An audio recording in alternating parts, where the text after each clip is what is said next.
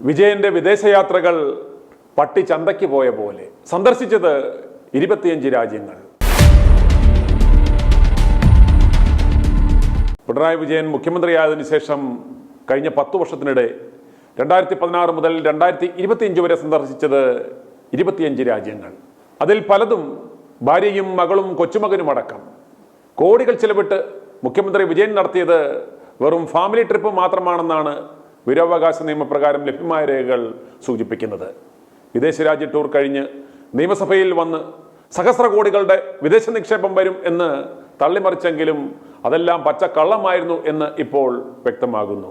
ഈ 25 വിദേശയാത്രകൾ നടത്തിയിട്ട് എത്ര ധാരണാപത്രങ്ങൾ ഒപ്പിട്ടു, എത്ര കോടി നിക്ഷേപം സംസ്ഥാനത്ത് വന്നു എന്ന് സംസ്ഥാന വ്യവസായ വകുപ്പിനോട് ആരാഞ്ഞപ്പോൾ ആണ് ഒരു പുട്ടും സംഭവിച്ചില്ല, പോയി തിന്നുതൂറി വന്നതല്ലാതെ ഒരു ധാരണാപത്രവും ഇതുവരെ ഒപ്പിട്ടിട്ടില്ല എന്ന് അവർ അറിയിച്ചത്.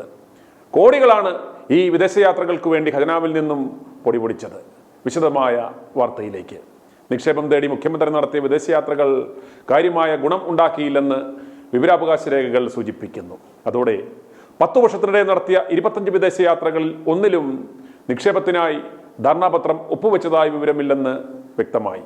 കോടികളുടെ നിക്ഷേപ വാഗ്ദാനം ഉണ്ടായെന്ന് നിയമസഭയെ അറിയിച്ചത് വെറും പാഴ്വാക്കു മാത്രമാണെന്നാണ് ഇതിൽ നിന്നും വ്യക്തമാകുന്നത്. UAE സർക്കാർ $500 മില്യൺ നിക്ഷേപിക്കുമെന്നതും വെറും തള്ളു മാത്രമായിരുന്നു. നിക്ഷേപം തേടി കഴിഞ്ഞ 10 വർഷത്തിനിടെ മുഖ്യമന്ത്രി പിണറായി വിജയൻ നടത്തിയ 25 വിദേശയാത്രകളിൽ കേരളത്തിൽ നിക്ഷേപത്തിനായി ധാരണാപത്രം ഒപ്പുവെച്ചതായി യാതൊരു വിവരവുമില്ലെന്നാണ് വ്യവസായ വകുപ്പിൽ നിന്ന് ലഭ്യമായ വിവരം. കോടികൾ ചെലവിട്ട മുഖ്യമന്ത്രിയുടെ വിദേശയാത്രകൾ കൊണ്ട് എന്ത് ഗുണമുണ്ടായി എന്ന ചോദ്യത്തിന് വിവരാവകാശ നിയമപ്രകാരം KSIDC നൽകിയ മറുപടിയിലാണ് ഇക്കാര്യം വ്യക്തമാക്കിയത്. കുടുംബാംഗങ്ങളെ ഉൾപ്പെടെ കൂട്ടി നടത്തിയ ഓരോ വിദേശയാത്രയ്ക്ക് ശേഷവും കോടികളുടെ നിക്ഷേപ വാഗ്ദാനങ്ങൾ ലഭിച്ചുവെന്ന് നിയമസഭയിൽ മുഖ്യമന്ത്രി നടത്തിയ പ്രസ്താവനകളെല്ലാം വെറും പാഴ്വാക്കുകളായിരുന്നുവെന്ന് ഇതോടെ വ്യക്തമാകുന്നു. 2016 മുതൽ 2025 വരെ മുഖ്യമന്ത്രി നടത്തിയ വിദേശയാത്രകൾ സംബന്ധിച്ചായിരുന്നു വ്യവസായ വകുപ്പിനോട് വിവരങ്ങൾ ആരാഞ്ഞത്.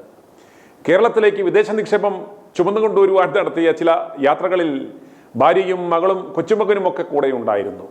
10 വർഷത്തിനുള്ളിൽ മുഖ്യമന്ത്രി സന്ദർശിച്ച രാജ്യങ്ങൾ UAE, അമേരിക്ക, ഇംഗ്ലണ്ട്, ജപ്പാൻ, ദക്ഷിണ Korea, Finland, Norway, Switzerland, France, Bahrain, Netherlands എന്നിവയാണ്. ഇതിൽ അമേരിക്ക ഒഴിച്ചുള്ളതെല്ലാം ഖജനാവിൽ നിന്ന് കോടികൾ ചെലവിട്ട് നടത്തിയ ഔദ്യോഗിക യാത്രകളായിരുന്നു. കേരളത്തിലേക്ക് വിദേശ നിക്ഷേപം കൊണ്ടുവരുവാൻ എന്ന പേരിലായിരുന്നു ഈ യാത്രകളൊക്കെ സംഘടിപ്പിച്ചത്. ബിസിനസ് സമ്മിറ്റ്, റോഡ് ഷോ, നിക്ഷേപക ഉച്ചകോടി, അങ്ങനെ എല്ലാം കേമമായി നടത്തി. എന്നാൽ കോടികൾ പൊടിച്ച് ശാപ്പാടടിച്ച് സുഖിച്ചു വന്നതല്ലാതെ സംസ്ഥാനത്തിന് യാതൊരു പ്രയോജനവും ഉണ്ടായില്ല എന്ന് ചുരുക്കം. സംസ്ഥാനത്തിനൊരു ഗുണമുണ്ടായില്ല എങ്കിലും വിജയനും കുടുംബത്തിനും ടൂർ നടത്തിയത് കൂടാതെ മറ്റു പ്രയോജനങ്ങൾ ഉണ്ടായോ എന്നറിവില്ല. കേരളത്തിൽ വ്യവസായ നിക്ഷേപത്തിനുള്ള നോഡൽ ഏജൻസിയായ KSIDC നൽകിയ മറുപടി ഇപ്രകാരമായിരുന്നു. വിദേശയാത്രകളിൽ ധാരണാപത്രം ഒപ്പുവെച്ചതിനെക്കുറിച്ച് വിവരമില്ല. മുഖ്യമന്ത്രിയുടെ വിദേശയാത്രകളിൽ KSIDC ഇടപെട്ട് താൽപ്പര്യപത്രങ്ങൾ ഒപ്പുവെച്ചിട്ടില്ല. മുഖ്യമന്ത്രിയുടെ വിദേശയാത്രകളിൽ ഏതെങ്കിലും താൽപ്പര്യപത്രം ഒപ്പിട്ടതിൽ KSIDC നേരിട്ട് പങ്കാളിയായിട്ടില്ലെന്നും മറുപടിയിൽ പറയുന്നു. പിന്നെ ഏത് ഏജൻസി മുഖേനയാണ് മുഖ്യമന്ത്രി ധാരണാപത്രത്തിൽ ഒപ്പിട്ടതെന്നും അത് ഏത് കരാറിലായിരുന്നു എന്നും വിജയൻ ജനങ്ങളോട് മറുപടി പറയണം. 2019 ജനുവരിയിൽ നിക്ഷേപ ഉച്ചകോടിക്ക് മുഖ്യമന്ത്രി പോയത് ഭാര്യയെയും മകളെയും കൊച്ചുമകനെയും ഒപ്പം കൂട്ടിയാണ്. ഓരോ യാത്രയും കഴിഞ്ഞ് നിയമസഭയിൽ മുഖ്യമന്ത്രി യാതൊരു ഉളുപ്പുമില്ലാതെ പറഞ്ഞ കള്ളത്തരങ്ങൾ ഇപ്രകാരമാണ്. 2022 നോർവേ യാത്രയിൽ ഒരു കമ്പനി മാത്രം 150 കോടി രൂപ നിക്ഷേപിക്കും എന്നാണ്. ഇലക്ട്രോണിക് ബാറ്ററി ഉൽപ്പാദന ഫാക്ടറി, ഗിഫ്റ്റ് സിറ്റിയിൽ നിക്ഷേപം എന്നിവ വേറെ. 2022 ഇംഗ്ലണ്ട് സന്ദർശനത്തിന് ശേഷം പറഞ്ഞത് ഹിന്ദുജ ഗ്രൂപ്പ് വക കോടികളുടെ നിക്ഷേപം വരുമെന്നാണ്.